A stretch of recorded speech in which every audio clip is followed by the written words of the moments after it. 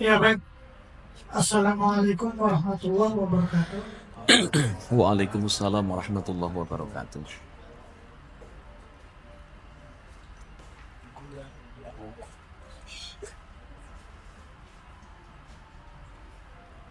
Ya, baik. Terima kasih kepada semua bapak-bapak, ibu-ibu yang sudah hadir di kegiatan kita Majelis Ospek Baku Jaga yang kelima. Sebelumnya yang saya hormati narasumber Ustaz Nurrohim dan juga kawan-kawan Majelis Baku Jaga yang mempersama kita dan juga seluruh peserta yang telah hadir. Terima kasih. Baik, saya sedikit basa-basi ya terkait dengan kegiatan kita yang kelima. Ini sebelumnya empat kegiatan kita itu kan di kafe. Namun kafe yang kita selalu gunakan untuk kegiatan ini ada perubahan di panggungnya sehingga kita tidak bisa lagi menggunakan di situ. Sehingga teman-teman dengan alternatif lain dan sahabat kita ketemunya ini. Mungkin itu saja sih. Dan saya ingin mengucapkan terima kasih kepada pihak Greenade Hotel, khususnya Ibu Kristi, namun sepertinya beliau tidak di sini. Dan juga untuk pada malam hari ini kita akan membahas tentang adat menasehati dan cancel culture. Diskusi kita ditemani oleh sahabat kita Anda Nadia Bintang Abraho dan Al-Ustaz Murafin. Alhamdulillah. Mungkin itu saja. Tanpa membuang waktu lagi kita akan mulai. Tapi sebelum itu izinkan saya membacakan biografi ya, CV Ustadz Marofin selaku narasumber kita di sini. Beliau ini pendidikan TK Pertiwi Mulyorejo tahun 1989 sampai 1990, SDN Mulyorejo 3 Depang 1990 sampai 1996. Beliau juga dari lulusan Madrasah Diniyah Naujanul Ulum Tempel Mulyorejo Demak 1992 sampai 1997, dan tes Haji Demak 1996 sampai 1999, PP Al-Ma'ruf Bang Yongsari Maringan Grobogan 1999 hingga 2000, PP Al-Falah Tahunan Jepara 2000 hingga 2005, kasus PP Tasyiriyah Jagadaya Warno Sangat Demak 2001 sampai 2002, kasus PP Rodawet Kodini Marjoyoso Jepara tahun 2002, kasus PP Al-Amin Nasr Batiali Jepara tahun 2003. Ini kiprah organisasi masyarakat. Untuk saat ini beliau pernah tahun 2016 merupakan Dewan Juri Lokal Kasida dan Rebana di Cepos. Beliau merupakan Imam Masjid Al-Mahajirin Brimo Polda Papua 2018 hingga sekarang. Dia juga Kepala Madrasah Diniyah Al-Mahajirin 2018 sampai sekarang, dan terakhir Rohaniawan Islam di Sampurno Polda Papua 2018. Mungkin itu saja terkait materi. Kita akan masuk ke cancel culture. Untuk kata Madia Bintang Nugroho, dipersilakan. Wabarakatuh. Waalaikumsalam warahmatullahi wabarakatuh. Rabbi shrah li sadri wa yassir li amri wa hlul 'uqdatam min lisani yafqahu qawli. Selamat malam teman-teman semua. Izin sebelum kita memulai diskusi ini, saya ingin memberikan disclaimer sedikit kepada teman-teman semua bahwa sebenarnya posisi saya di sini bukan sebagai pemateri ya. Saya hanya ingin memberikan sedikit prakata atau mungkin sekapur sirih kepada teman-teman semua terkait kita agar bisa memahami latar belakang dan urgensi tema pada malam hari ini. Nah, untuk yang kedua, saya ingin mengkonfirmasi sekaligus memastikan lagi bahwa kami dari Majelis Baku Jaga dan mungkin teman-teman semua yang ada di sini sepakat bahwa menghina dan merendahkan orang lain adalah sesuatu yang tidak dibenarkan. Jadi posisi kita di sini adalah mencari posisi kritis Kami hanya ingin berdiskusi dan tentunya tujuannya untuk meluaskan cakrawala pandang kita, dan yang terakhir kita tidak ada tendensi untuk membela salah satu pihak. Terkait ada menasihati dan cancel culture, saya ingin flashback sedikit di medio awal Desember tahun lalu. Jadi sempat ada beberapa kasus mungkin yang cukup riuh di sosial media, yang cukup menarik atensi kita, di mana beberapa di antaranya figur-figur yang berpolemik ini secara kebetulan memiliki nama dan gelar yang awalan dan akhirannya mungkin terdengar mirip-mirip. Ada yang bernama Agus, ada juga yang dipanggil atau disebut dengan Gus. Nah, tapi saya ingin mengambil satu sampel saja di sini, yaitu Gus Miftah dan juga salah seorang penjual es teh, kira-kira begitu.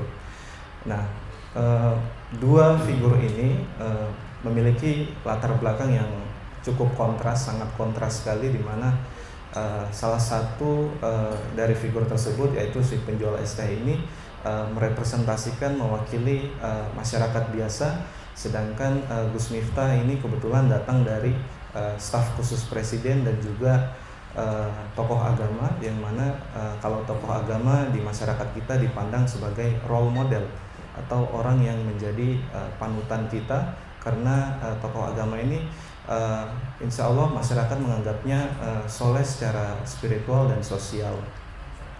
Nah, kasus ini dimulai ketika Gus Miftah melontarkan candaan yang terdengar seperti menghina si penjual es teh. Nah, kemudian pasca kejadian tersebut, masyarakat beramai-ramai meresponnya secara emosional dengan mengecilkan, mengalienasi beliau, yang juga dengan cara yang sama, yang tidak jauh berbeda, yaitu dengan menghina dan merendahkan. Padahal sebenarnya yang mungkin perlu kita ketahui bahwa mungkin ada realitas yang belum lengkap di situ. Ada mungkin konteks yang dipenggal, atau mungkin informasi yang tidak terverifikasi dengan baik. Nah, fenomena ini disebut dengan cancel culture, di mana cancel culture ini adalah penolakan, penarikan dukungan dan pemboikotan kepada bisa individu, bisa kelompok, bisa merek dagang atau brand, dan seterusnya. Nah, ini tentunya cukup berdampak ya, terutama bagi orang yang di cancel tersebut, yang mungkin yang paling puncaknya adalah menghancurkan reputasi dari orang tersebut. Nah, jika kita melihat dari jarak pandang yang agak lebar atau agak jauh sedikit, mungkin kita akan mendapat gambaran besar, di mana gambaran besar ini disebut dengan post-truth.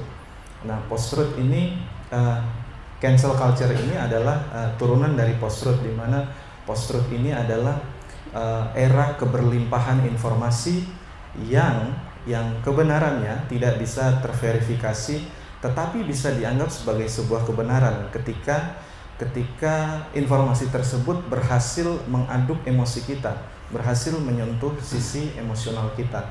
Nah, jadi cancel culture di sini adalah turunan dari post-truth tersebut. Nah, biasanya aktor-aktor di balik cancel culture ini biasanya adalah buzzer, ya.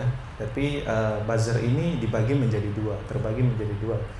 Yang pertama ada buzzer organik dan juga ada buzzer bayaran. Kalau buzzer bayaran ini sebenarnya kita bisa lacak dengan mudah, karena ada influencer di belakangnya, atau ada KOL, Key Opinion Leader di belakangnya.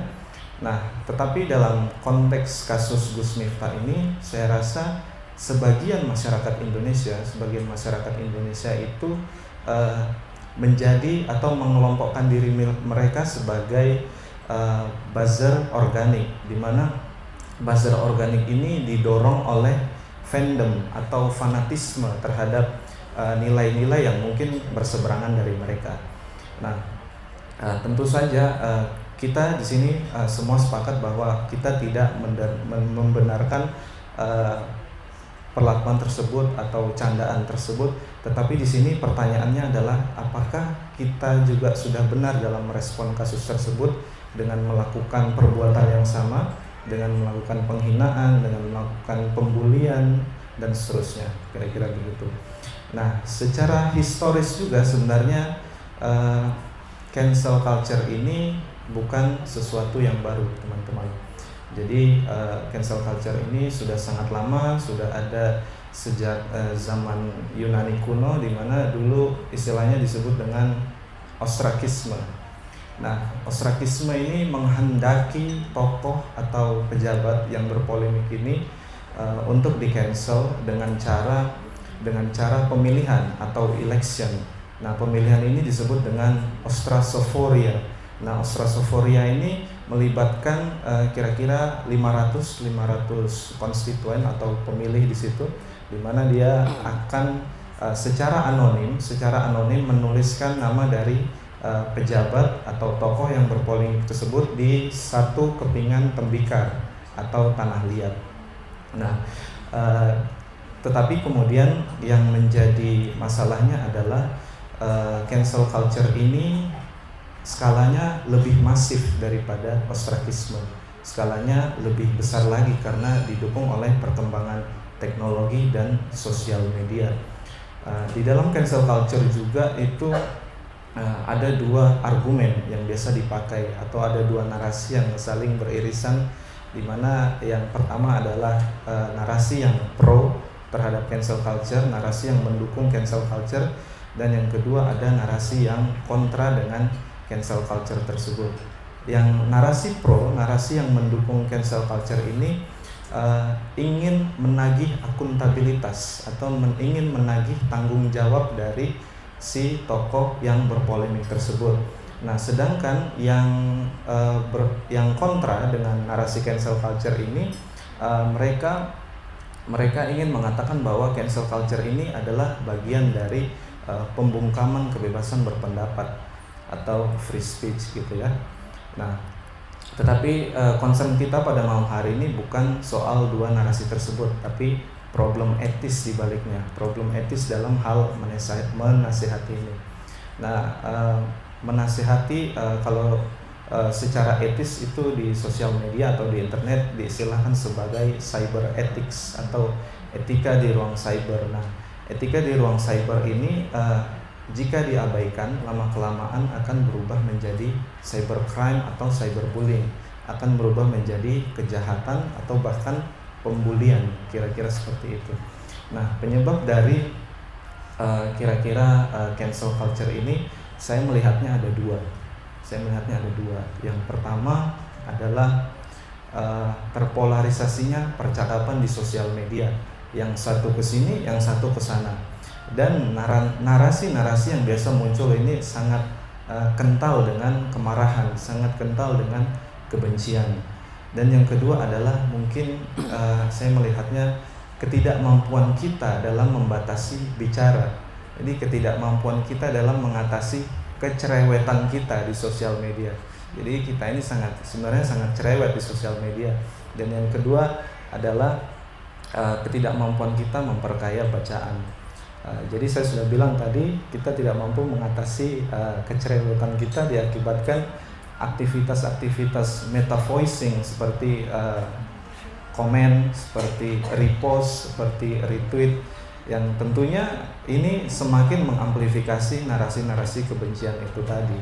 Dan kita juga tidak mampu memperkaya bacaan kita. Banyaklah apa saja bisa dibaca, tidak hanya status orang, bisa juga membaca manusia, bisa juga membaca fenomena, bisa juga membaca realitas dan seterusnya. Saya kira itu dua hal yang sangat berpengaruh terhadap cancel culture, dan saya kira banyaklah wisdom atau kebijaksanaan atau mungkin hikmah-hikmah dari agama yang menganjurkan kita untuk membatasi kecerewetan kita, kira-kira seperti itu, membatasi bicara kita dan memperkaya bacaan kita. Nah, saya kira itu nanti akan dielaborasi lagi oleh Ustadz Nur Rahim, nanti akan ditambahkan lagi oleh beliau. Semoga pembahasan kita pada malam hari ini bisa mendiseminasikan apa yang menjadi tujuan kita pada malam hari ini, dan juga tentunya bisa menjadi akhlak kita bersama. Terima kasih. Assalamualaikum warahmatullahi wabarakatuh. Waalaikumsalam warahmatullahi wabarakatuh.